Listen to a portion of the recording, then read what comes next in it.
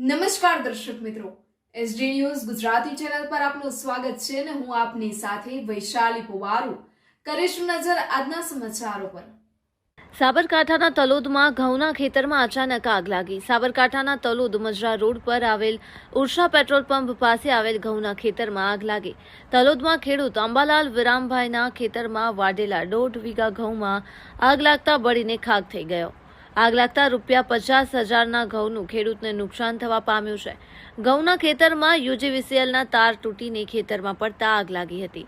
આગ લાગવાની જાણ ફાયર ફાઇટરને કરતા તાત્કાલિક ઘટના સ્થળે આવી પહોંચ્યું અને ફાયર ફાઇટર મદદથી આગ ઉપર સતત પાણીનો મારો ચલાવી આગ ઉપર કાબુ મેળવ્યો હતો। ખેડૂતને જાણે આભ ફાટ્યું હોય તેવી સ્થિતિ ઉદ્ભવી હતી। આજુબાજુના ખેડૂતો ખૂબ મોટી સંખ્યામાં હાજર રહી આગને ઓલવવાનો પ્રયત્ન કરી રહ્યા હતા। Reporter Paresh Sharma, Talod, Sabarkantha, ST news Gujarati.